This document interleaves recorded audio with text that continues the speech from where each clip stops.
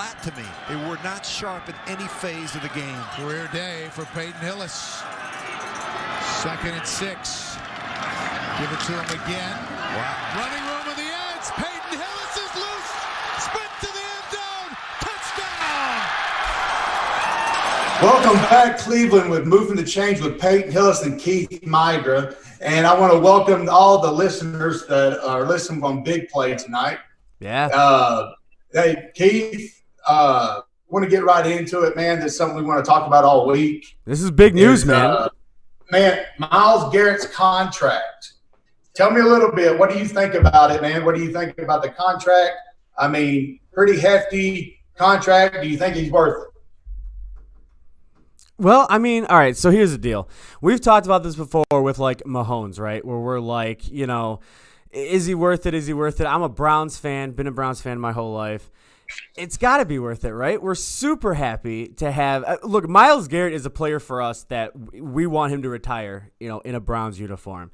He's a homer. He's great. He to me is one of the best players, you know, that I think we've had in a long time. Is he worth $125 million? Yeah, I'm from Cleveland. Pay the man, right? But if it was anybody else, would we be saying that? Would we be saying he's worth $125 million? You know, I mean, to me, it means two things to me. One, the Browns are trying to win because that guy's a monster. Oh, yeah. He's a monster on the field. I mean, honest to God, $125 million, I mean, compared to, I mean, some of the other contracts that I've been seeing, I mean, that he is worth every penny of that. And he's definitely going to be with the Browns for another 10 years at least. So I'm looking forward to it. Oh, yeah, dude, for sure. And what's so great about him, so if you were – what are your immediate thoughts about him? I mean, do you like the way he plays? Do you like the way he runs it? What is it about Myles Garrett that everybody loves? Like, honestly, man, like he's what's that word I'm looking for? He's a phenomenon to me because he doesn't look like he fits them, but he has such great instincts, and I mean the speed is what really impresses me, and his knack to get into the corner. I mean, honest to God, like, I mean, he reminds me of crap. Who's the old outside linebacker for the Lawrence Taylor? Oh, okay. He reminds me of Lawrence Taylor with what he reminds me of, and I think he actually has more potential and more athletic ability than Lawrence Taylor had. Wow, really? I'm not saying he's going to be Lawrence Taylor caliber, but I'm saying he has the potential to be for sure. Oh, yeah. The thing is, he's a fan favorite in Cleveland, period. Like, everybody loves the guy. He's great. He's got great work ethic. He knows what he's doing, and he's just a beast on that field, man. Like, he is, like, look, every time me and you are zooming or we get on, you know, we're talking to each other, you're a man beast the way it is. Like, you are a beast. You scare me sometimes. If you were ever mad at me, I would die. Like, I wouldn't have a snowball's chance in hell at fighting you. But there you have, like, Myles Garrett. He's crazy when it comes to being on the field. He knows exactly what he has to do. And a couple of shows ago, we were talking about work ethic and what it takes. What does it take for Myles Garrett to have that caliber of game going in there? Like, his workout routine has to be crazy because he's constantly focused. And when the game is running like that, what does it take for Myles Garrett to continue to be that elite athlete? Hey, the truth, like when I look at his game and I look at his stature and who he is, you know, he's quick off the ball, and he's very aggressive and he's tough. I mean, and with a guy with his frame that's very quick off the ball, you know, trying to be finesse, like he has it all. He has all the attributes to be great. And I'm just with him. If he loves being in Cleveland and his work ethic continues, I mean, honest to God, this guy here can do great things. A potential Hall of Famer for sure. I think he's a potential Hall of Famer. Definitely think he's a potential Hall of Famer. What does he mean to Cleveland, though? We've broken down the Browns before. And, again, it's $120-some million. What does he mean to Cleveland? Let's say he doesn't sign this deal and everything goes south or whatever, and we don't have the ability to keep him where we need to keep him. What does it mean? Like, what is especially like his game and the way he plays, what does it mean to be in Cleveland for him? I mean, how lucky are the Browns to have this guy? I think that he's lucky to have the Browns more than anything else. Well, no, I mean, just because, I mean, not only, like you said, he's a fan favorite, but now he's there long term. Sure. And now that we have a guy on the defensive side of the ball that is of that caliber, now he's in the position to where that he's going to help us win games. The fans are going to love him, and the love's going to come from both sides. I just don't see I don't see a negative. I really don't. Right. No, I'm with you on that one too. So 120. Oh, go ahead. My situation, that big contract with the Browns. Yeah. But the Browns fans still love me, and it seems like I'm still receiving a lot of love about this guy. If he plays there for 10 years with this at this level that he's playing now, there's no telling what this guy can receive from Cleveland. And that excites me. Absolutely, and I'm with you on that one. And again, we're, the Browns fans, we're Browns fans. We're loyal to the end. Like, if you're loyal to us, we're loyal to you. And that's what we're seeing with Myles Garrett. It's what we're seeing with you. You came back, you're doing the show and everything, and you're really part of the Browns. You're really part of Northeast Ohio sports, which is huge. Indians, Browns, Cavs, doesn't matter. We're all one. We're all in. And pretty soon we're going to be talking about some Arkansas sports too as well, to get some of that going in there, because you're a Razorback, right? I mean, that's what you are. Yeah. I mean, like I said, man, like I'm a Razorback and I'm a Cleveland Brown through and through. And I mean, it's my home. I mean, I'm going to stick up. I'll be in a fist fight with anybody else that, says differently. You know what I mean? Like if you can see this room right here, I got all the Cleveland Brown memorabilia. And, like when everybody else comes in, they'll say, trying to knock on the colors or whatever. Like, dude, those are the best colors in the NFL. That's right. I mean, honestly, God, I'm jealous now not to play for the Browns since they're wearing the brown on brown. Right. And that looks so good. It almost looks black, like on TV. I love it so much. I love the old school, sticking to the roots, not changing. And, because it just shows that's who I am. I mean, who I was 20 years ago is the same guy I am today. And that's what I can relate with. Oh, yeah, exactly. And that's what we're talking about with Myles Garrett. He has an opportunity to really help the Browns out. But you said something that was kind of, again, I like it as a Browns fan, love it. You got Mark in here in the chat room that says he loves you, Peyton. So there you go. You're getting some love from Cleveland, from the 216. But, one of my main things is when you're talking about, Myles Garrett, you said, well, really, he's lucky to have the Browns. Because the Browns obviously believe in him. We believe in him. It's big when you have, as a player, especially when we're screaming, sign Myles, sign Myles, sign Myles. When you have that screaming, how good is that of a player to make you, what does that do as a player? What are your expectations going to be from that level? Do you know what I mean? Are you going to have that more of a drive, more adrenaline rush? I mean, it's got to feel good. Speaking about, any player, any person, when you're accepted and loved, then that only brings good things out, and it has to. And then, but on the other side of it, you know how his mindset is. Looking back on it on my career, you're talking about being a Cleveland Brown, and now getting this contract, knowing you're going to be there, knowing the coaching staff loves you, knowing that the fans love you. The sky is the limit. You might as well be in paradise or heaven, because that's just the way I look at it. Because, right now, even being on this podcast talking about the Browns, that's how I feel. And I know that, my situation was different. Not so much by the coach, but I know that the love that I received from the Browns while I was there was like family. This guy right here has the opportunity where he is the centerpiece of that defense now. Yeah. When they go into game plan, they're going to talk about this guy. We got to stop this guy. And then that frees up somebody else to make plays. And that's what this guy brings to the table. He's going to bring back the strong defenses that we used to have. And that's what – I'm excited. I'm so excited about this football team that I haven't seen this much potential for the Browns in so many years. Years. And even back in the 80s. This guy, this team right here is so young and so full of potential. If the coaching staff can bring them together, I don't see how these guys cannot make it all the way. Wow. That says something. That means something. So as a former player, we're sitting here talking about, off air we were talking about hopes and dreams don't pay the bills, right? That just doesn't Yeah. happen. So when you look at the Browns and we have hopes and dreams, obviously seeing the Browns in the Super Bowl, you want to see the city go crazy. Like I said before, man, we are a football team first. We're a football city first. Then we're a baseball city. Then we're a basketball city. And if you look at what we have, if the Browns go all the way, you flying in for that one, Peyton? Man, I will fly in and wear whatever I need to wear to make sure that I can be in that parade. That's right. I don't care. I'll be the Santa Claus. I don't care. Like, all I know is that as of right now, I'm more excited about this year's Browns team than I'm talking about it, like ever since I've left. Wow. I mean, I've always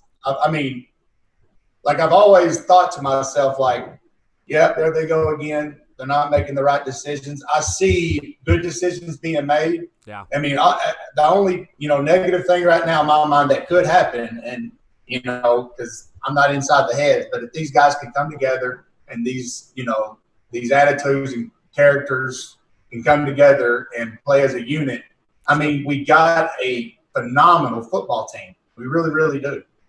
Oh, I believe it too. I'm with you. And again, I'm a Cleveland fan, so how used to are we always saying there's always next year? But when you see, and we're going to break it down here for you in a second, but now that we have Myles Garrett, Njoku's asking for a trade, or demanding a trade, I guess, and you have all these players who literally want to be in Cleveland. OBJ said, he's got unfinished business. He wants to stay in the land. That means a lot to the fans. It means a lot to anybody who cares about trying to win a Super Bowl. So when we reach out to these athletes and you talk to them or you look at them, we're like, man, this is crazy. Do we actually have a legitimate shot at going to the playoffs this year? Dude, I have no doubt. Wow. No doubt. I mean, this is okay. And people, I've said this on the podcast, and people look at me like, they're crazy. They won like 15 ball games last year. They lost first round of the playoffs. Like the Bengals are down. The Steelers are definitely going down. Oh, yeah. And the Ravens, like, oh my gosh, they're so good. Lamar Jackson, here we go. He's so great. He's so great. Like I said, man, it takes one injury and they're done. And they're done. And honest to God, if the Browns come out hot, man, and they win those first 2 or 3 games in a row, I mean, think about the electricity in that crowd. God bless, COVID doesn't affect it. I mean, playing in that stadium. Like, I remember I played in this stadium when we played against the Patriots. That atmosphere and at night games too. Yeah. Oh my gosh, man, that would be great. Well, and talk about the basically going back to the Patriots game and stuff, and the energy that you feel in the stadium, the energy that anybody feels in the stadium. Look, we're Browns fans, man. So when they do anything that's good, we're immediately psyched up. We're immediately pumped up. All we want is some exciting stuff. And back when you were playing, dude, you were the most exciting thing about that season. You know what I mean? You were mowing people over and running people over, and literally just, dude, you were a wrecking ball, which is fantastic. I love it. But that was the most exciting thing we had that season.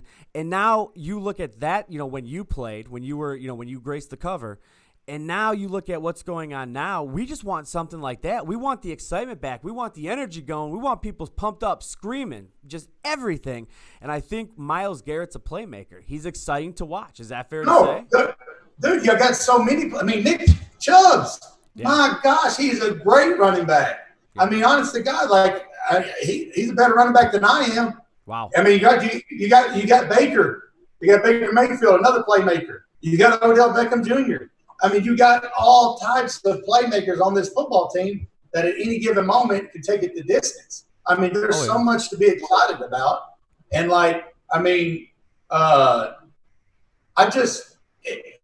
it's kind of like the night before Christmas when you get really, really excited and because you're ready for the season. And you're hoping that you're going to get what you're hoping that you wanted for Christmas. Right. Like, if what I'm wanting from the Browns and what I see from the Browns comes to fruition, like, there is no doubt that I don't see them making it to the playoffs. Honest to God, I would put money on it right now. Wow. If everybody stays healthy and everybody keeps their act together and the coaching staff and the players on the same page, I would put all kinds of money that the Browns make the playoffs this year. That's beautiful. Well, and again, talking to that, I'm with you. I think we can make it. I think we can always make it, though. We can have the worst. Freddie Kitchens was a disappointment. He just was. I don't think that's not a secret anymore. Browns fans were upset about it. I think we overhyped a lot. That's what Cleveland does, though. We overhype. We get super excited, and then when something doesn't happen, we're like, oh, my gosh. And it's like, you got somebody in the chat room talking about your one-hand catching and you're jumping over people. So people are remembering what you did, man. No, I mean, listen, it was a God thing for me. I did some of those things, in Denver. But when I got to Cleveland, man, I mean, there was something about being a Cleveland Brown that upped my game. I mean, there was no doubt about it. I love football. Cleveland brought back my love for football. Wow. And then when Cleveland was gone, it was like part of my life was gone. Wow. Until I come back on this podcast, because now I feel like I'm a part of it again. It's like the fat, and really it's like the fat girl at prom. I just want to be there and dance with somebody. I'm just glad to be here. Honest to God, I'm glad to be here and to do this. And another thing that I'm really excited about is, the draft pick Delpitz this year. Yeah. I mean, him for LSU, he's going to be a tremendous player. He really is. I've watched him play this past year, and this man's an animal. Wow. His man's an animal and has great vision on the field. He really does. Man, see, that's what I'm talking about. We got a lot of exciting things going on. In the Browns organization themselves, I think we finally had the right pieces that got put together. You know what I mean? So, listen, the players are there. Oh, yeah. From what I know of some of the coaching staff, I mean, I just hope these guys can mesh. That's all I'm saying. I'm hoping that they brought the right guy in. I really do. I think they did. I hope so. I really do. I mean, there's no doubt that this guy was successful. Right. It's just, right. Will he be successful in Cleveland and mesh with the culture there? Because it is a different culture. Sure. I mean, Cleveland, honestly, Cleveland, looking back on it, it's kind of like, you watch Varsity Blues or something like that, where everybody's about that team. It's like the biggest, it's like a college football atmosphere, in Ohio State, but it's NFL, and everybody knows you. Wherever you go, they're going to know you, and that's millions of people. It's like the biggest small in the world. It's just a great place to play. Oh, yeah, and of course, I grew up in Cleveland my whole life, so I know exactly the kind of energy you're talking about.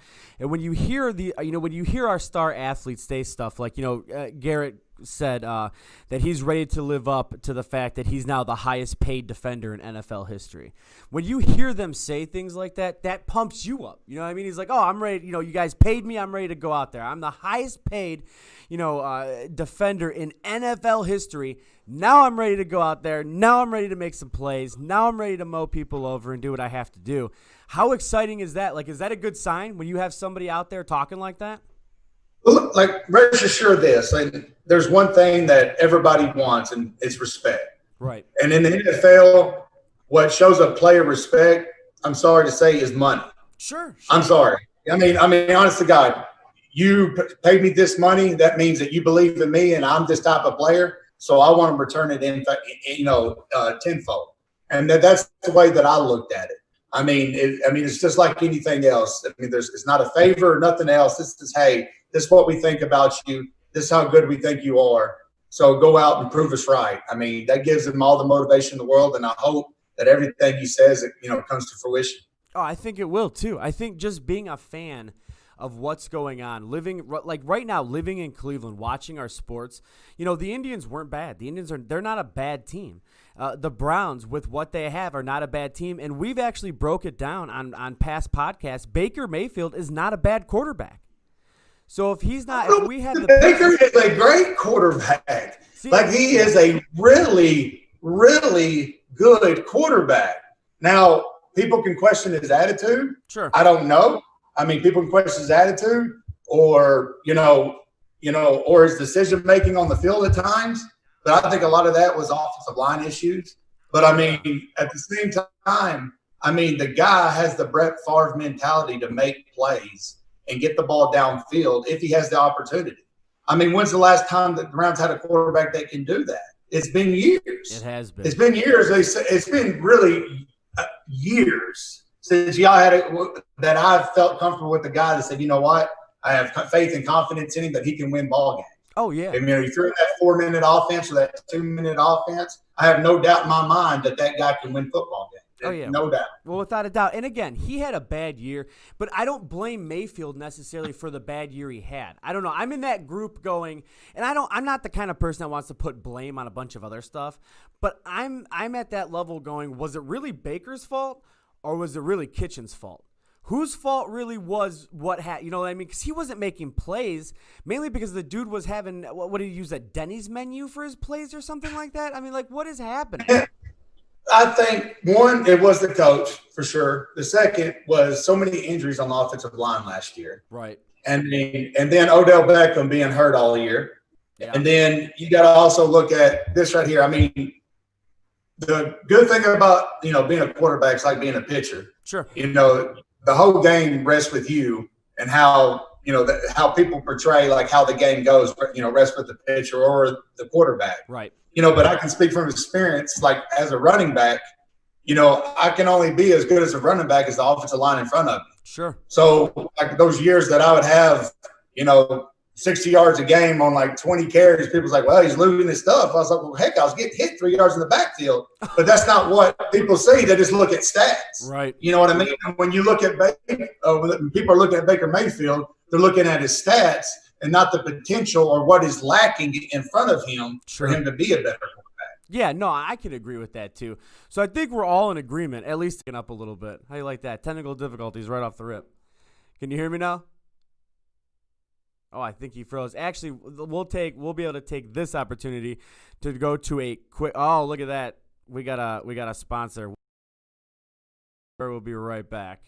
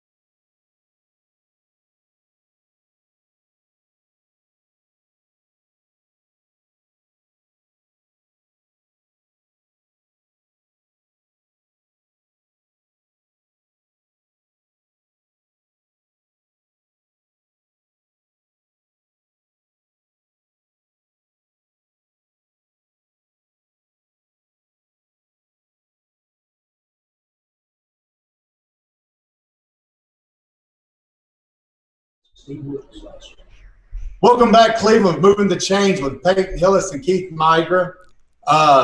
Keith, I want to get into the Redskins, but before that, I was going to get back on Garrett right quick. There's something that crossed my mind with him. Sure. Like, not only like he's a phenomenal player, but the new defensive coordinator, Joe Woods, it seems like, from what I understand with him, from being, from San Francisco, he is the flexible guy. Oh, yeah. And he runs, he can run a 4-3, he runs a 3-4.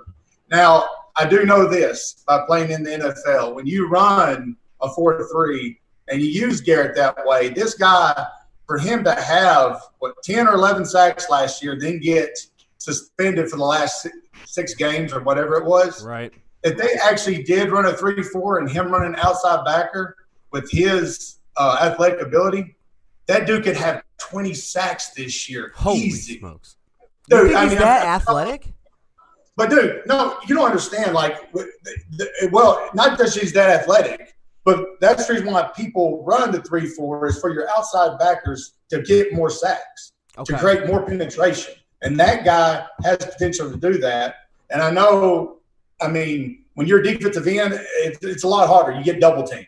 You know what I mean? You get double teamed a whole lot. When you run that 3-4, you got a lot more to work with. You got more versatility. So you think that's what they should be running? I really do. With him, if we're just talking about him, sure, and not talking about him on the roster, that's what I would have that guy doing. And maybe Joe Woods, if he is flexible, maybe he'll move to more of that. If that's the case, he's worth $125 million. Well, let's play a game real quick. You're head coach. You know who our roster is. You're the head coach. Let's see. What would you do? How would you bring a Super Bowl to Cleveland? As far as what? Recruiting? Sure. Let's kind of put you on the spot here for a second because this is a fun what if game. Peyton Hillis is now the head coach of the Cleveland Browns. What do we need to do to bring it in to at least make the playoffs? Let's not even go Super Bowl, just make the playoffs with what we have right now. What we've got to do, I would give Baker more control of the offense. Beautiful. Because to believe it or not, the players are going to believe the guy that has the ball more than the guy that's calling the play. Sure. I would give more control what he wants to do. The second thing I would do is I would make other teams play my game, which would be if the Browns can spread the field out a little bit more and get that third receiver that we're looking for. Right. And have Chubbs have a little bit more space to run the ball. Yep. That's what I would do. And on defense, like I said, I would run a 3-4 just because there's a lot more options, a lot more. We have so much talent and so much versatility on that side of the ball. Oh, yeah. For guys to do different things. There's no doubt that Garrett can move out into the slot when the running back motion's out. There's just so many things that this guy you can throw at the opposition. Oh, yeah. No, for sure. I'm with you on that if one. You can do that. Now let Del Pitt run around. This guy here, Del Pitt, like I'm saying, like if you ran your nickel or your 3-4 just for your base or your 3-3-5, I guess it would be your 3-4. You let him roam around, center of the field. He's a great center fielder as a metaphor. These guys will have tons of picks, and this guy likes to hit. Honest to God, man, there's a lot that I would do, but that's just me. That's awesome, man. And that's the thing. We like to play in Cleveland. We play the what if game every single year. But to hear you say kind of what we would do, we got again. We have big name people. You said we got Chubb, we got Mayfield, we got Garrett, we got these people. We have all the pieces. Kitchens just wasn't the man to manage it, dude. He just was not the man to be the head coach. See, whenever I've been with too many head coaches where they want thing. They don't let the offensive coordinator do his job. They don't let the defense coordinator do his job. Right. And then when you do that, you don't have great communication with the defense coordinator and offensive coordinator with their players. Then you start getting people turned against each other. Then basically, if you're sitting there and trying to mechanize or make your quarterback a robot, bad things are going to happen. To me, whenever I played my best, is they just go out there and say, "Hey man, do what you do. I ain't going to tell you how to run the football. Run the football. Yeah. Make plays. And you just make plays. It's a game. Coaches try to outsmart themselves and try to be the greatest, logistics on the, coach on the field, but just let the boys play ball and watch them win games. That's right. And that's all we want. That's all we want. We want people to go out there and have fun. And if we can, as a player, doesn't that make more sense? Don't you want to win more if you're out there having fun instead of it just being a robotic type job? I guess you can't treat the NFL as a job. You got to treat it as a game. Yeah, you just said the wrong word, job. Right. And when you look at it as a job, it only goes downhill from there. Right. You got to make these players feel like it's a game and winning's fun. Yeah. And then honestly, for Cleveland for so long, it has been just survival mode, then just bad things happening, then the finger, everything else. Let these guys go out and have fun. Let these guys go out and win ball games. Don't try to critique everything. Like in a marriage, your wife can say, don't do this, don't do that, don't do this. Hey man, let me be a man and go out and make money and do my thing. Right. Don't critique me everywhere. Just let me do what I can do. I mean, like me, if I was a head coach or offensive coordinator, defensive coordinator, that's who I would be. I don't want to put no pressure on the guys whatsoever. I want them to go out there and play ball and let them remember that it's a game and they need to have fun. Oh, 100%, dude. I'm right there with you through everything because, again, I've played baseball at a high level. I just didn't make it to the pros. I was never a professional, I guess, baseball player. But when you break it down, you're like, anytime you get a coach that doesn't know what he's doing, how disheartening is that for a player? I could never imagine playing for somebody and them actually having no idea what they're doing once they get the job. And that's what happened with Kitchens. He had no idea what the hell he was doing. Yeah, he was playing not to lose. Yeah. Basically, that's all he was doing. And then not even that. I mean, that starts at the ownership. I mean, we talked about this with the Razorbacks and stuff like that. When you're just bringing a guy to fill the spot and don't bring a guy with the experience or know how to handle players or anything else right here or anything else like that, you're going to have bad things happen. I'm sorry. Like you bring somebody in that is qualified, that has a resume of going in, changing organizations, changing the culture, and moving on. I mean, as you've seen recently, the teams that win are the teams that have the quarterback that go out there and they take control of the game because they have more control and the coach are not always on their back all the time. You look at the Aaron Rodgers, you look at the Tom Brady's, you look at the Peyton Mannings. I mean, you look at these organizations that win football games. Yep. And I mean, that's how that Cleveland needs to start being, in my opinion. But I mean, then again, I'm not a general manager and I'm not the head coach or a coordinator. Not but yet. That's where I would start off being. Hey, there's a petition on to bring you back to Cleveland as a coach, man. I told you what was going on. People are. Dude, I told you last week, I would be general manager for free. For free. I will save them money and give it to whatever player they wanted to give it. I mean, or whatever charity. That's what I would do. And I would love doing it. The only thing is, and see, that's the difference. You just want to see a Browns Super Bowl, right? At this point, out of all the teams in the NFL, you want to see a Browns Super Bowl. We all want that. I am the most pessimistic person ever, ever. But when I see this team, I get giddy, I get happy because I know what they can do.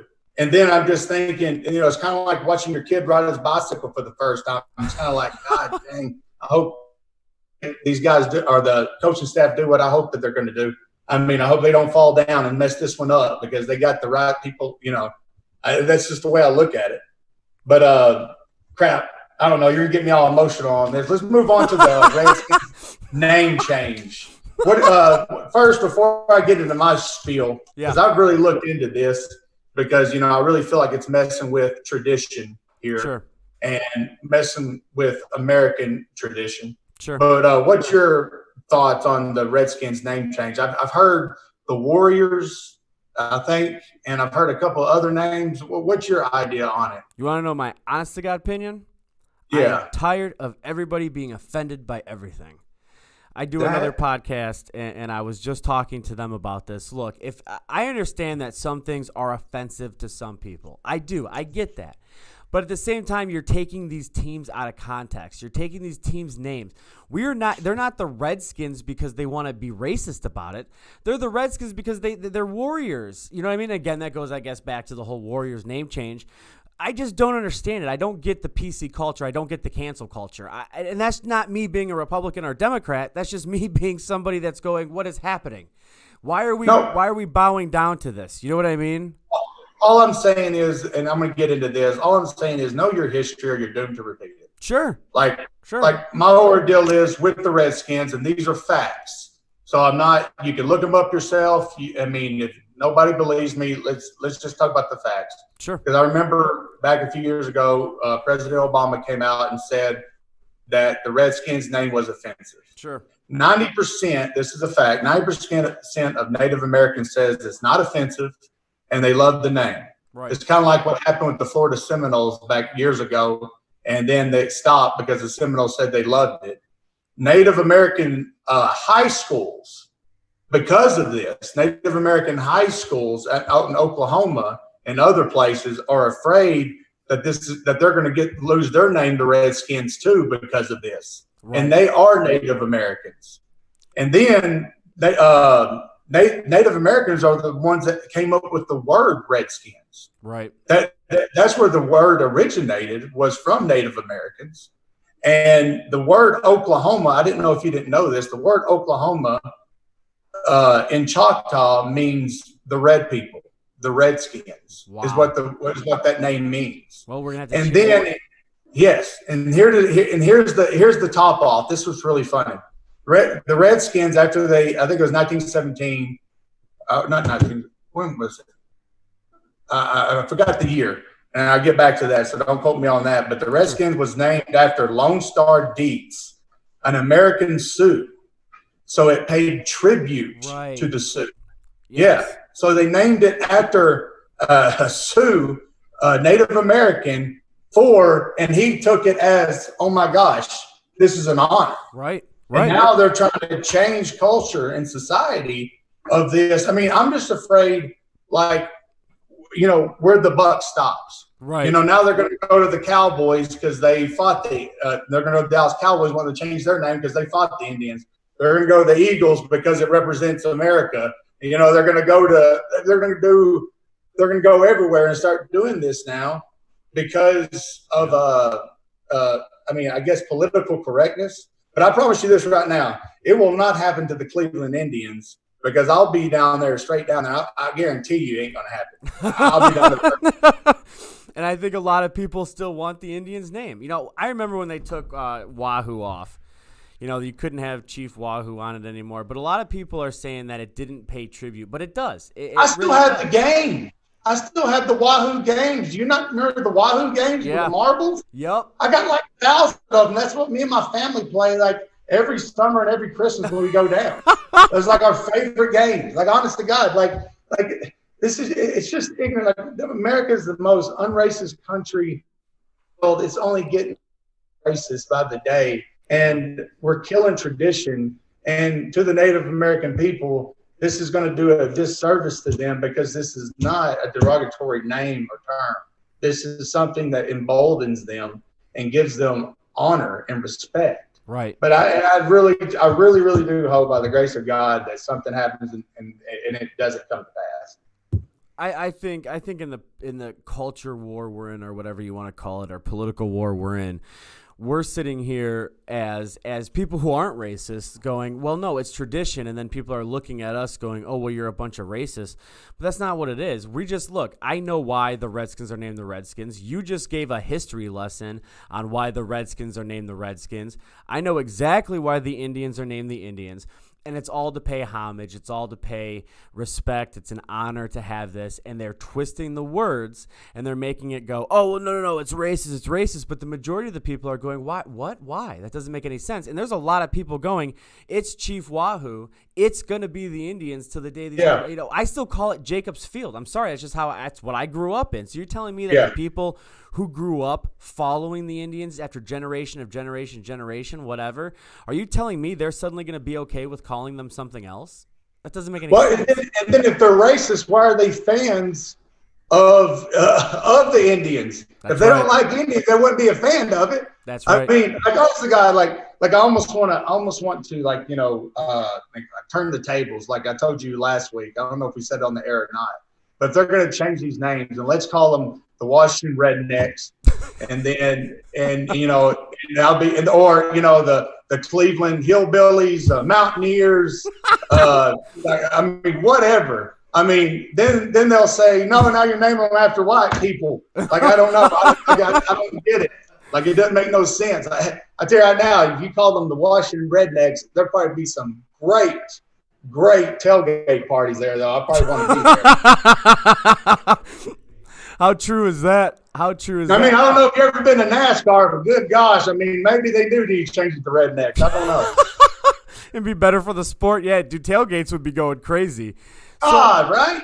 It's crazy. But that's the thing. We're sitting here, and you're making a lot of sense right now, and people don't like that. People don't like when you start making sense because they want to attack you. They want to say, "Oh, well, you're a racist for saying that." All we're saying is, if it's paying honor to somebody, or it's giving them homage or whatever, and we're sitting here going, "Why? Why is this so offensive if we're doing it for a reason that's not meant to be offensive?" Stop taking it that way. Take it the way it was meant to be taken, and you're going to be fine. And as you know, words change over time. Yes. I mean,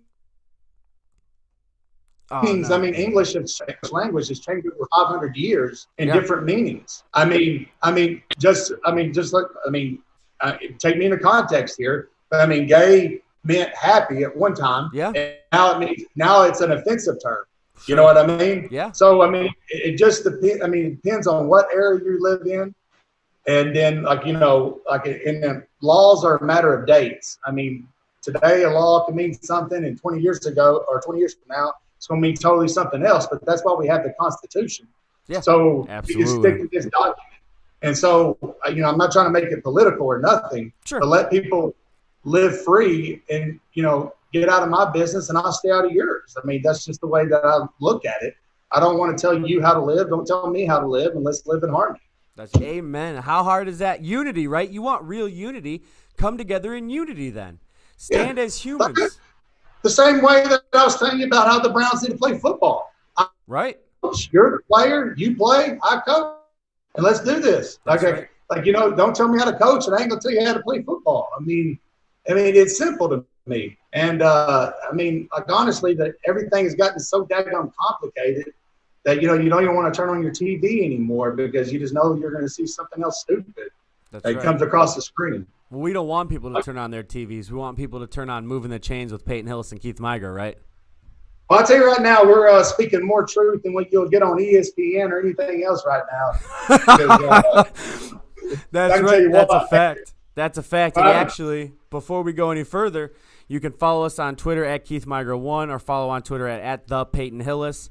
And kind of check us out. Give us a couple follows. Check out Moving the Chains on Facebook. We're on Big Play now. Huge Big Play is one of the biggest networks in Cleveland. So it's great to be on here. We're also on podcasts. You can check us out on Apple Podcasts, Google Podcasts, wherever major podcast platforms are there. So that's a plus. So you can, if you miss the show live, you can kind of catch it at your leisure throughout the week or whatever. Subscribe, download, do what you can. Peyton Hillis is back in Cleveland in a sense. He's doing the show for Northeast Ohio. And you know what? We're going to be talking Razorback football, Arkansas football. We're going to be talking a lot of stuff, right? I mean, in Arkansas. Because, look, you're from Arkansas. You're living in Arkansas. I'm from Cleveland. I'm living in Cleveland. We're going to merge these two. We're marrying them, right? Man, I mean, as you told me last week, dude, we got people from New York listening and Boston and other places listening. Obviously, like a lot of people – we're some language that's connecting with a lot of people, and I like that. Whatever that's bringing around, even that's. I'm thinking it's the truth. It's facts. Oh, yeah. It's something that people want to hear because they know it's true, and they don't like hearing the same old stuff they hear on TV every day. That's right. I mean, if you tune in to Moving the Chains with Peyton Hillis and Keith Migra, you're going to hear the facts, and you're going to hear how it really is because we're not going to sugarcoat anything. That's right. We don't have time to sugarcoat it. We only get 2 hours. Dude, I'm telling you right now, I want calls. I want people to come in, either debate or ask questions, what they want to know. I really do want that. just because I want to get the fans involved and I want people to have a better understanding of what their questions are. And, that's what really gets me going is to help people or to debate with people to try to see both sides, because that's what America's about. Oh, yeah, absolutely. And we'll be able to take calls. I don't know if we're going to be able to do it this show. They're still working on to getting us the call system. So we're in a different studio. So we're at this studio, but I'm pretty sure we're going to be able to take calls because you want that fan interaction at this point, right? You want the fans to, just to talk to you, just to hang out. That's what this whole thing has been. It's just a giant hangout session, and it's been fun. No doubt. And I mean, like, honest to God, like, I mean, I want to hear, I don't even necessarily want to hear about myself. I want to hear about them. Sure. I want to hear about this year's team. Heck, I definitely want to hear about this year's baseball season. I mean, I really want to hear that just because I feel like there's a lot of debate there and what's going to happen and everything else like that. So, I mean, please, like in the future, I know we can't do it tonight, but please call in and join us because we're really looking forward to it. Oh yeah, absolutely. It's going to be fun because you're a big fan guy. Like you like when the fans call in and interact. And again, you said not necessarily that it even has to be about you. You just want the fans to talk about Cleveland. You want people to get interaction because we live in some crappy times right now. And that's people get to talk to you. It's the highlight of their day. You know what I mean? Shoot, I can't give myself that much credit. But definitely it's a change of pace from everyday life that's it can get away from. I mean, like I said, or like you said, I mean, sports is it's a drug. It's a good drug that you can get away from. You leave work and you can enjoy it and talk about it, have a beer, go with your friends to a bar. I mean, the greatest thing about Cleveland is that you can't go more than a mile than having a great pub.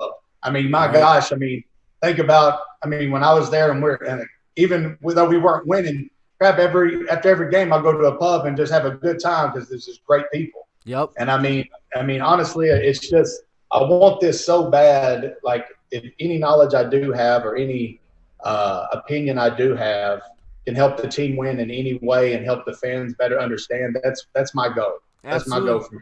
And I think we'll have a lot of fun doing it, to be honest with you. I enjoy doing the show. You enjoy doing it. We talk a lot off air. And we're really building the show up for the fans to hang out and have even if it's just a vent. If you want to just, after a bad game, just call us and vent. That's what we want, right? Yeah. I mean, like honestly, like we're all going to be feeling the frustration. Everybody wants to talk. Everybody wants to, say their piece and not have anybody attack them for it. I mean, crap. I mean, there's going to be ways that we feel differently or the same, and we can just talk them through. I mean, try to come to a conclusion to where we're both happy. Absolutely. I like it. Let's take a quick break. When we come back, you down to jump into some MLB? I'm down. All right. Let's take a quick break, guys. You don't want to go anywhere. You're listening to Moving the Chains right here on Big Play and numerous other places. So stay tuned. Don't go anywhere. We'll be right back.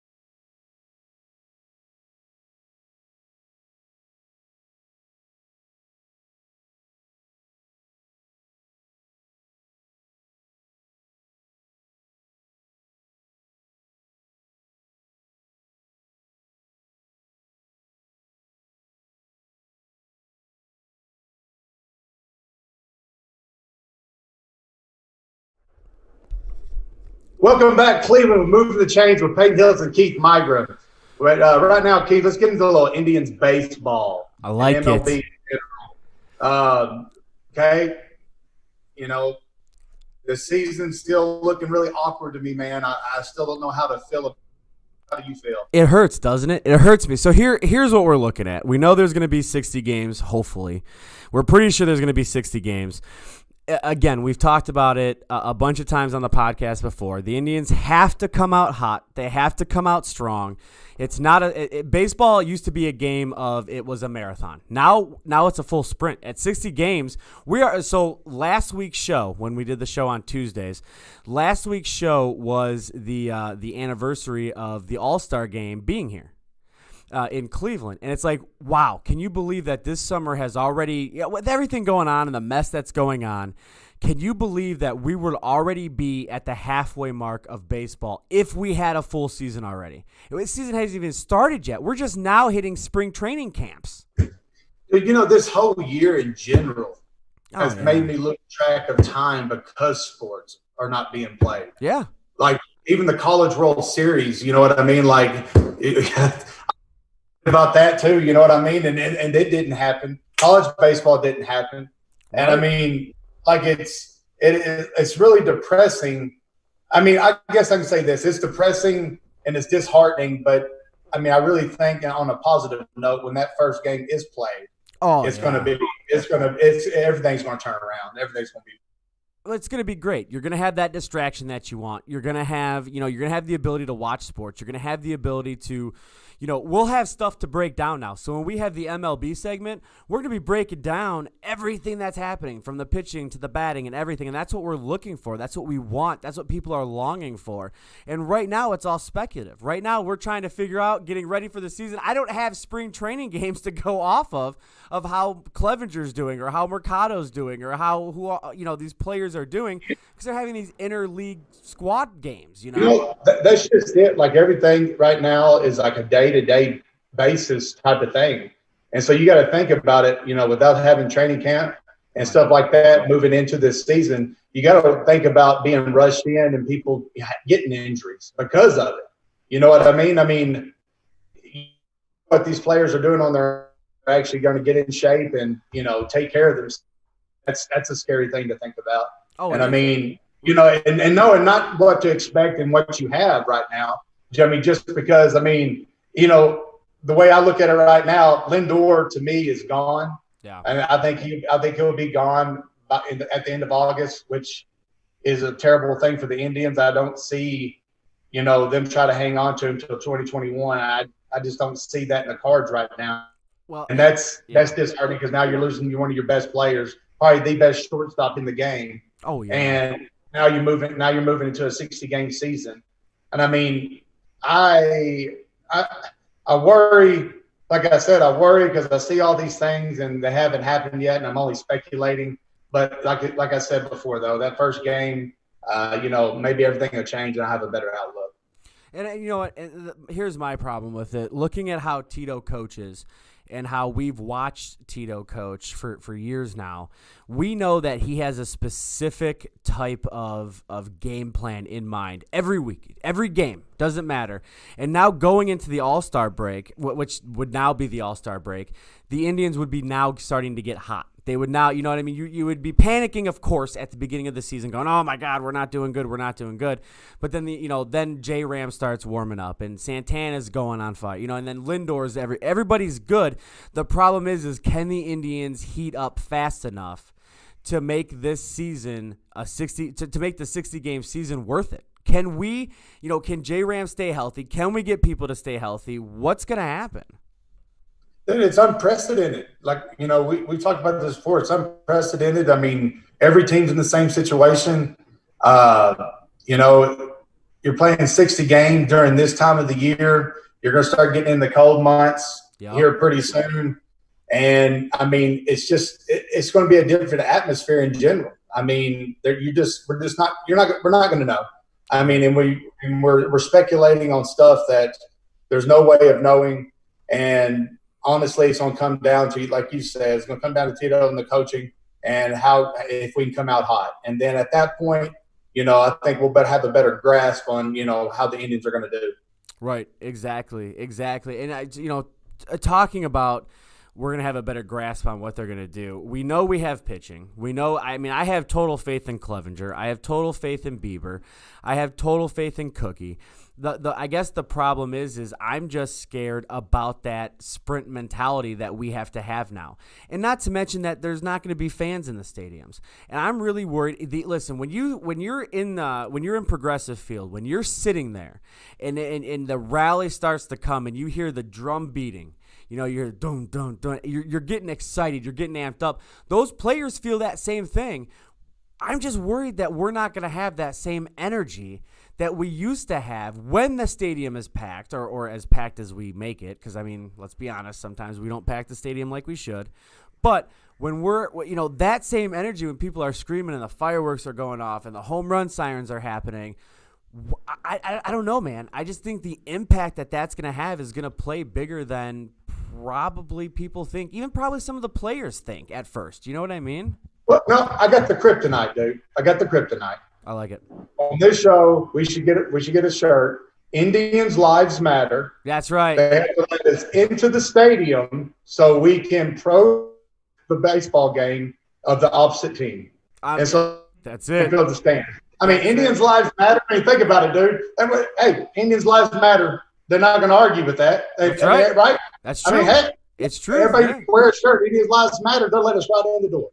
And we can all be a fan and we can all cheer the game on. Right now, I'm thinking of anything for us to fill the stands. And I think that's a really good slogan we can go off of to get people in the stands. That's right. I don't see them stopping us right there. Well, and the more you think about it, the more I think about it anyways, breaking it down is almost – breaking down stuff like this, especially when you haven't had a chance to see them play other teams. Now, we are supposed to have – I do believe, unless I'm wrong, unless something changed in the past, 24 hours. We are supposed to be playing the Pirates actually for an exhibition game. Then we can start talking about that. We can watch that. But having these interleague players or having these interleague games happening, it's really hard to judge on what the players are going to do. Do you know what I mean? They've played like you said. Because you're not going to put forth your best, and you're not going to know what they really have, of course. And so you're going to be kept in waiting until that, like I said, to that first game, opening game, that first week. And then, things are going to start coming together. The thing about it, like Bieber, now instead of 162 games, he could potentially have more games to play than he would back in the past. Right. Which means more wins because, he is the best pitcher, in my opinion. Oh, he's great. He's fantastic. In the AL for sure. The thing is I'm looking at it in a positive light as much as I possibly can. Sure. I'm just hating that the fans can't be in the stand, because that is the X factor, for the Indians, especially in the years past. Right. No, absolutely. And you know what? I'm in the same boat as you.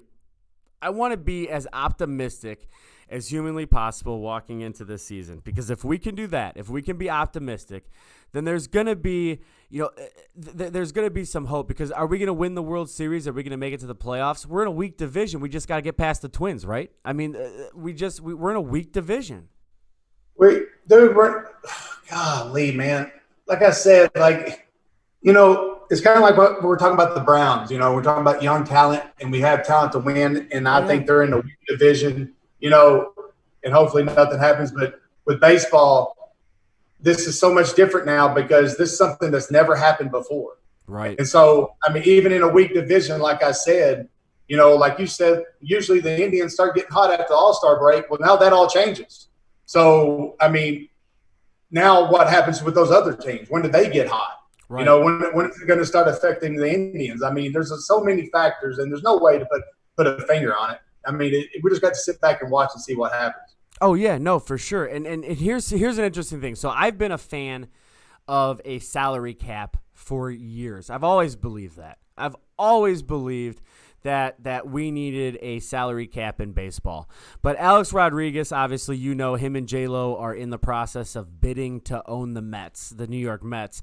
He's saying now that he's calling for players to accept a type of revenue sharing system that leads to a salary cap. What do you think about that? Do you think baseball needs a salary cap?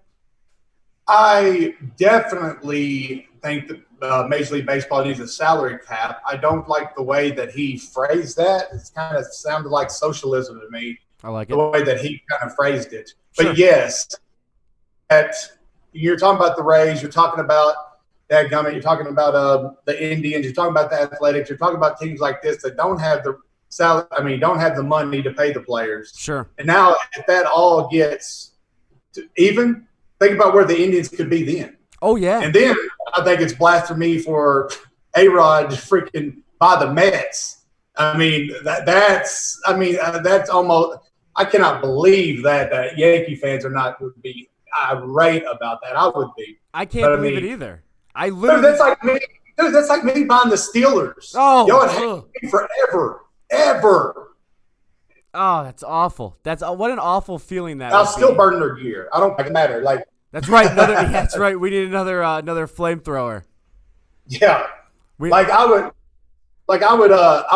if I owned the Steelers, I would like literally get Colin Kaepernick just because he's a terrible quarterback and put him as my starting quarterback just to lose. That's if I was that. I love it. And that's the thing.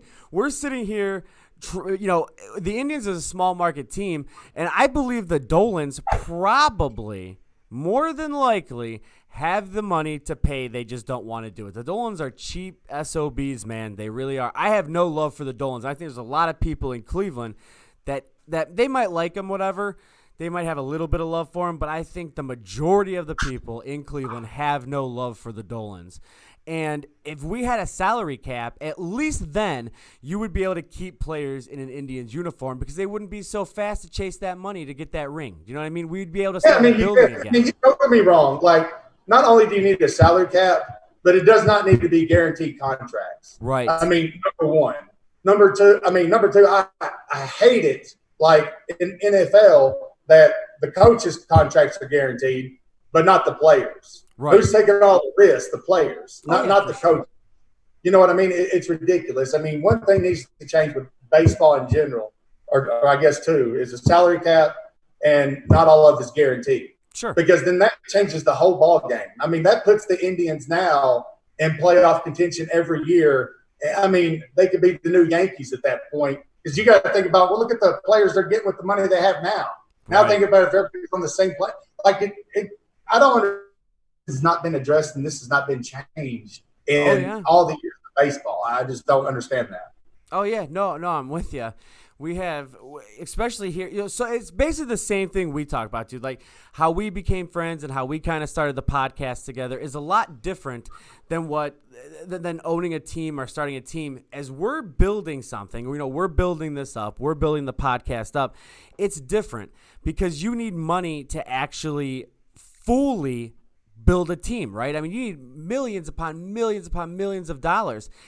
We could sit here all day on a podcast and talk about how what we would do or how we would do it. But I mean, when you're talking about mid-market stuff, how do you keep Francisco Lindor there? You can't pay him what he's worth. You know what I mean? And he is worth a good chunk. But here's the thing. Like, the problem, I mean, gosh, that's so much to say. The problem with, like, professional sports, unlike in everyday economically in the middle-class life, cost of living is going up, but wages are stagnant. People are not making as much money. Right. But with professional athletes, like right now, Mahomes got paid that big deal. Now the next best quarterback is going to expect that money. It's only going to keep going up and up and up. And nobody is worth that money. I'm sorry. Nobody's worth that money. And I agree. So as of right now, like there should be a cap on how much they can get paid too. Sure. I'm not saying that it should go in the owner's pocket, but I'm saying that the owners, they can use that money to pay for their own dadgun stadiums and not use public dollars to do it. That's right. I mean, there's so much that you could do to change the game to where things are more even in baseball and where that the fans can understand happy and crap. I mean, even for the Cleveland owners, I mean, people probably like them more if there was a salary cap because they have to spend. And they have to spend it on it. But like Lindor, like you're right, like he's gone. It's unfortunate that because obviously the recruiting of the Indians have been phenomenal. I mean, ever since I've been, obviously they get these guys from nowhere and they become great, and then they have to ship them off somewhere else because they don't have the money. That's right. And that's a sad thing. Especially when you're dealing with players that should retire in a certain jersey. I'm not talking about just Cleveland at this point. I mean, obviously we want it to be in Cleveland. But when you have these players who are out there begging for hundreds of millions of dollars, you know for a fact you're not going to be able to keep them. And it sucks because they become fan favorites, and then they become your hope. You know what I mean? Like Lindor's our hope of winning a World Series. Now, of course, it's baseball; it's different. You have the ability to kind of build around the team and not just a centralized player. But when you're looking at how the Indians operate and how players do leave and don't come back, and Jim Thome is, I guess, a little bit different. He wanted to retire in an Indians jersey, so he came back. But long gone are the days where, you're not having Loyalty. What's that? Loyalty. Yes, that's exact loyalty where you're in a jersey for your whole career. That doesn't happen anymore, and a big reason is of that is because these owners aren't wanting to pay, and then the players aren't wanting to budge, and it's what's also like professionals. I mean, ever since technology has advanced, though, sports have only got more glamorized. Yeah. Which means marketing deals, TV contracts, more money. So of course, if you're a player, you're going to follow the money. Back in the day where maybe catch an Indians game on TV once every 10 days. Sure. I mean, that's one thing because it's not as glamorized. Right. But today it's a lot different. People are going to follow the money. Yeah. But I mean, like there's something to be said though with like I said, the salary cap and and guaranteed money, because that I would think that would. I mean, you got to keep people honest. Trust but verify. Like you got to keep your honest. You got to keep the owners honest. And so, like by doing that, it makes the players and the owners have to make more critical decisions on who they want and what money they want to get paid to, instead of being the Yankees and having all the money in the world and just paying whatever they want to and override the game and still they can't win a freaking World Series in over a decade now. So I don't understand that. No, exactly. And I'm with you. I'm with you. We have issues. We have issues in any, just like any organization does. But it seems like there's a Cleveland curse, and everybody's like, oh, no, there really is, and the Cavs broke it. When we were close, I just don't see us signing the right people or keeping the right people, because we have to constantly be worried about our budget or the salary, whatever. We have to constantly be worrying about what we can do for the players. When there was, take it back to 92, 3, 4, and 5. Or 5, there was no baseball, but 6. Take it back to those things where they were playing for the love of the game. Do you think that some of these players have forgotten the love of the game? No, I think they play for the love of money. Wow. You know what I mean? Yeah. I mean, like, honest to God, I mean, that's really what it is. Like, I hate to say that, but I mean, I think that your average fan would, because I mean, like, what I understand is if you're not batting 300, yeah, and you're expecting $100 million, like, you can get the freak out of here. I don't even want to talk to you. That's right. But, no, and I'm with you on that one. I mean, like, seriously, I mean, it's coming to a point now where it's kind of like your kids, he got that for Christmas. Well, I want that for Christmas. And then the next guy's going to have it. And now you have to up the ante, like, all the daggum time. Like, where does it end? Exactly. Like, honest to God, like, where does it end unless you solidify? Oh, yeah. No, exactly. A player's deal, how much money you can actually make a year and how much teams can pay. Because there's so much that's going underneath the table and stuff like that, kind of like what I was telling you about the Houston thing, about where that actually went back into the Major League Baseball. And you don't know where that money went. So you didn't even get that penalized for cheating all their way to the World Series. I mean, there's just so much about baseball now that's turning people off that it's degrading the game. Well, I mean, honestly. I mean, you're talking about cheating. Let's break away from the Indians for a second. How do you feel about the Astros? I mean, what they did, how do you feel about that? Because baseball's always been a game about trying to figure out the other person's signs. I'm not necessarily upset about them stealing signs. What I'm upset with is the way they were doing it, how they proceeded to do it. I mean, we're talking about bugging. They were bugging press conference rooms, dude. They were bugging media outlets. Like, what the heck? Like it's a lot what's going on in our society today. The crime. I mean, I'm sorry. The crime doesn't match the punishment. Sure. Like, honest to God, like, I mean, all it's really what they got is a slap on the wrist. That's all they got. I mean, and then here's why wouldn't you do it again? I mean, Sure. look at the Patriots. I bet the Patriots are doing it right now, still. Yeah. I mean, they're going to definitely have to do it with Cam Newton as their quarterback now. I mean, like, honest to God, like, no, it's true, man. It's so true, though. Like, honest to God, like, what are they smoking over there? That is like ridiculous thing I've ever heard. I'm not going to get into that either. That's going to make me mad. We'll save that for the rant. I mean, no. I mean, Patriots football's done. I mean, that's. You think they're out, huh? They're out. They're done. You wait, bye-bye. I love it. You know, I mean, like Belichick is an idiot for staying there this year. Yeah. I mean, there's no doubt about it. I mean, he had to lose a big bet. He had to. There's no doubt. He had to lose a big bet. He had to.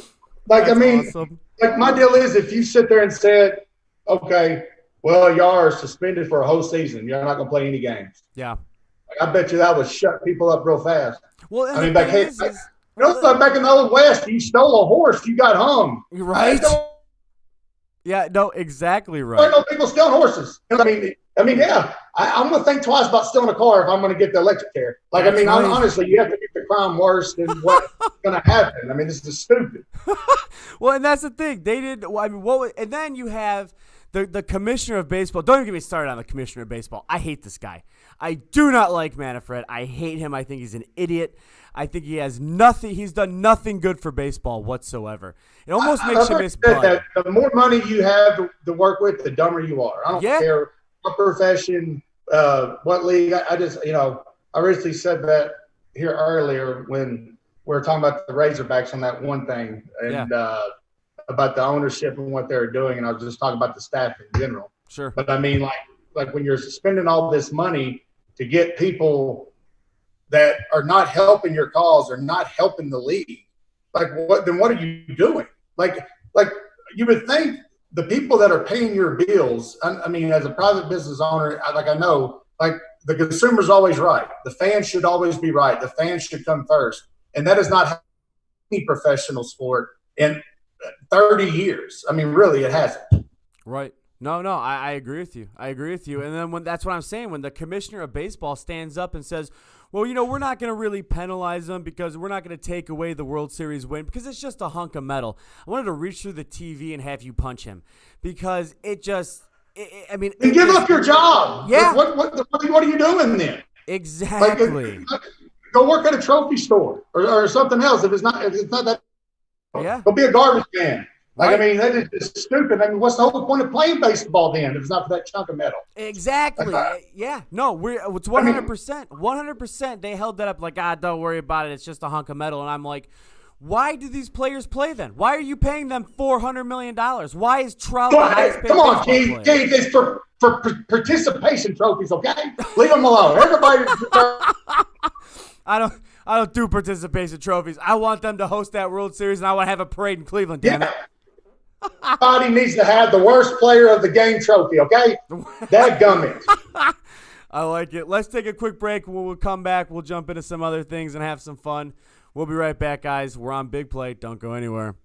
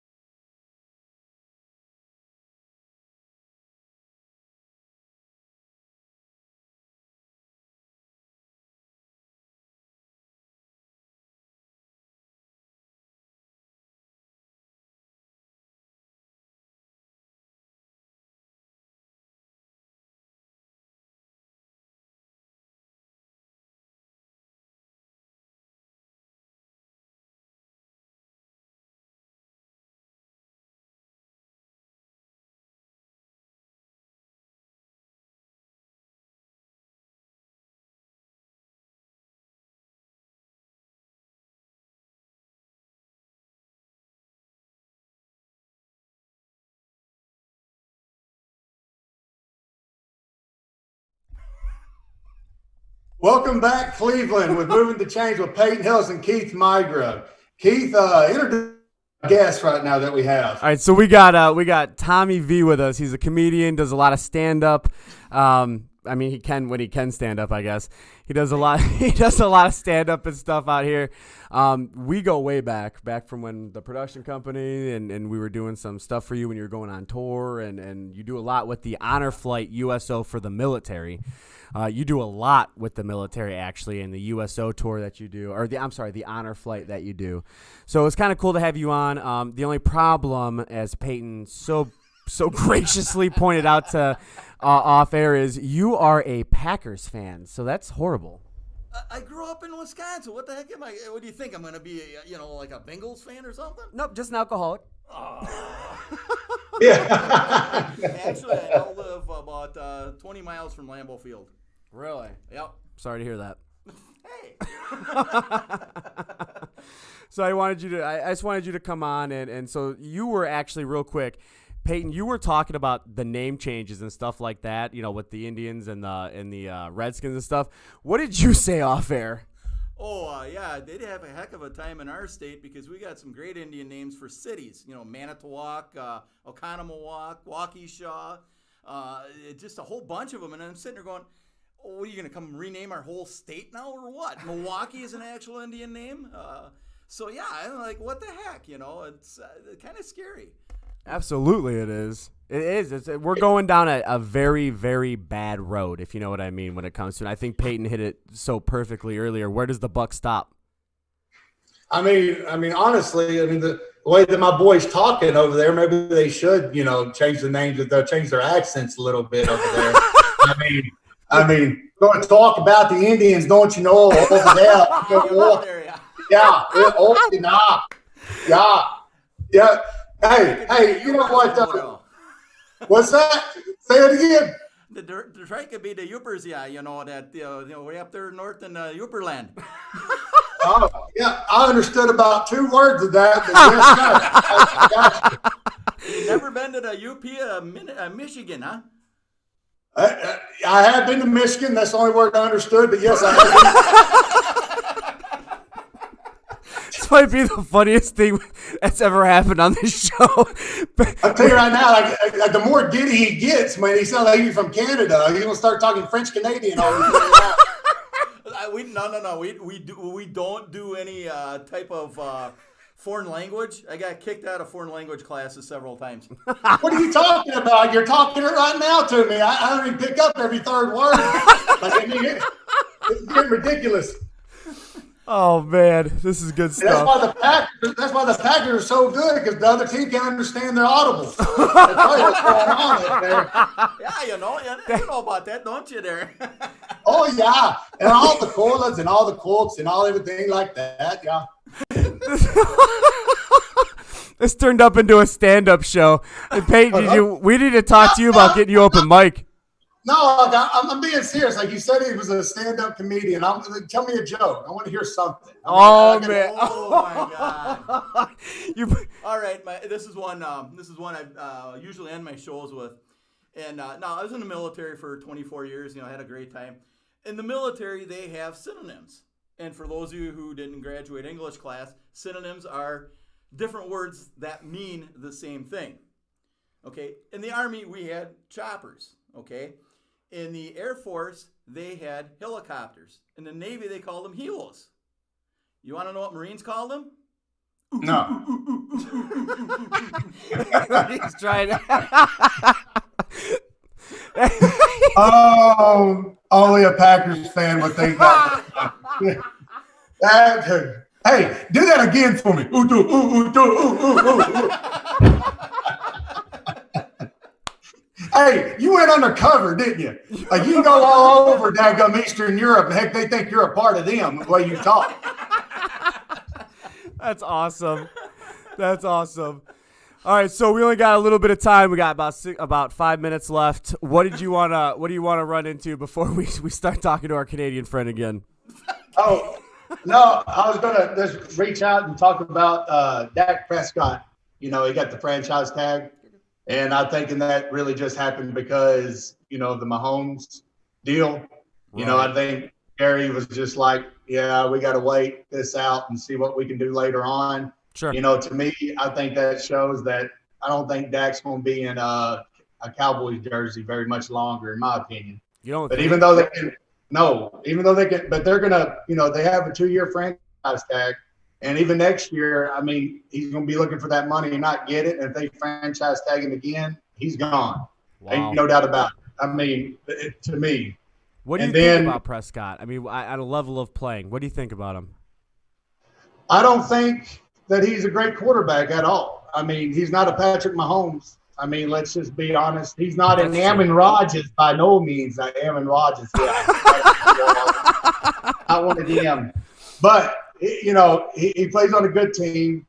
And, he's not worth that money. I mean, maybe Jerry knows it, but, Jerry pays people that he shouldn't pay, so you never know. That's true. He does. You know what? Again, you were talking about setting the precedent for basically what these players are going to be asking for. What do you think is going to be? I mean, what do you think these other position players? You think they're going to fall in line with with Mahomes, Prescott, all these people asking for what they're not worth?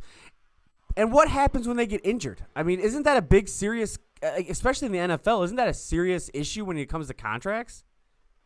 Well, I mean, think about the NFL. With most contracts, if you do get injured, your pay does get cut a little bit. I mean, and that's, as far as guaranteed money is guaranteed money. And then a lot of it's incentives. I mean, what you see a total contract, they say if you throw 10 touchdowns or 20 touchdowns here, you get another $10 million. So, I mean, it is almost like commission-based, like you have to work for it. It's incentives. But, I mean, which is opposite from baseball. Everything's guaranteed. Right. But, with every sport, I think it should be a performance base. Sure.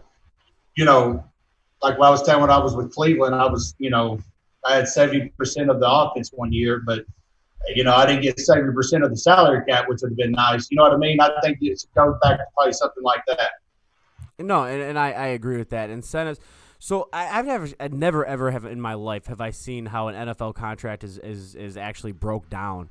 What do you think? Like, so Myles Garrett, what is he actually going to probably get from that? Like, is there incentives even though it's so much? Well, I got it right here. So he signed a 5-year, $125 million extension. Right. And so he had 2 years left on his rookie deal. But the total contract value is 7 years, $144 million. So I guess he's going to make those 2 years up on top of those 5. But the thing is, it doesn't go into what gets him that $125 million. Like what is actually guaranteed, what's incentives, what's player performance based, you know what I mean? Sure. A lot of things have to deal with that, so, I mean, as of right now, the thoroughness of the contract, I don't know yet, but he has the potential to make $144 million. Wow. But, I mean, he'll at least see, $100 million of that for sure. That's crazy. To me, I can't fathom that much. Do you know what I mean? When I'm thinking about contracts like that, I personally can't fathom that much money. But he is a good player. So that's how NFL contracts are broken down then. It's all incentive, basically. Yeah, well, I mean, I should say about 1/4 of it is. I mean, you got to look at it. I mean, a third of it's going to be guaranteed money, and then the rest is going to be salary from year to year, when he plays, and the other is going to be performance-based. Wow. Like if he makes a certain amount of sacks in a year or, something like that.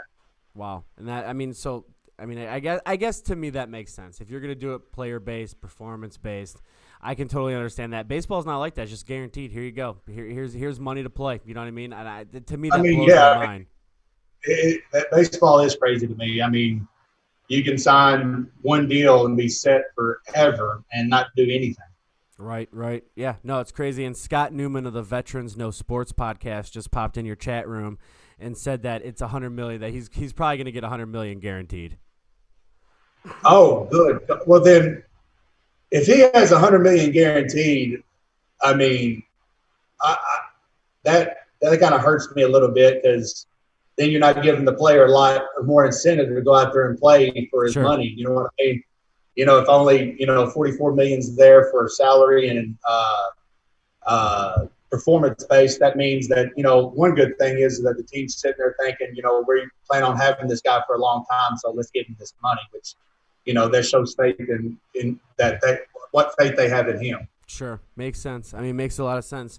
I think we had a good show, man. This final words. How'd you like it? How'd you like being on Big Play? It's new. We're going to be taking calls, I do believe, here soon. I enjoyed it. It was good. Oh, yeah, man. And I especially love your buddy. I mean, honestly, we need more guys like him on here. I mean, I'm going to need a translator next time, though. Just to let you know. Because whenever I go to Wisconsin, when I go to Wisconsin, I got to have my passport. I got to get in, and I got to have a translator because I don't think I can get it. Don't forget your rabies shots up there now. What's that? Don't forget your rabies shots. Is that what makes y'all talk that way? That is a dadgum shame. Golly. Dude, I'm telling you, after this podcast gets enormous, me and you are doing a comedy show. So I don't get it. Like, how do y'all pick up girls up there talking like that? They talk like that, too. Oh, what do you think we're like what do you? Okay, let me set the scenario. So a girl's at the opposite end of the bar, and you walk in and you say, "Hey, darling," you always say, "Darling, can I buy you a soda? A beer?" I mean, like. No, you see. Is that how it goes? No, you see, we just get them drunk and then just take them home. Well, you have to, the way they talk. I mean, crap, liquor has no language. And I always wondered why all you Yankees all the time always drink. I get it now. Oh, my gosh. That was awesome. That's good stuff. So real quick before we end the show, the dojo, the GoFundMe campaign. What's the name of the dojo? It's a Fayetteville Martial Arts. We have a GoFundMe created for it. We tweeted out. I know Peyton, you tweeted out. I tweeted out. We try to put it on the show as much as we can. Listen, guys, COVID hit. Whether we believe it's as bad as it is or whatever, it doesn't matter. It hit, and it's putting a lot of people out of business. This dojo is not just a dojo. It's a way of life. They have great people surrounding themselves. They really care. It's a family atmosphere. And we are going to be passing out the GoFundMe page on Twitter, on Facebook, everywhere, so you can donate to the campaign. So you can basically you can help save this guy's livelihood, this business. This isn't a chain gym. This isn't like a Planet Fitness or whatever.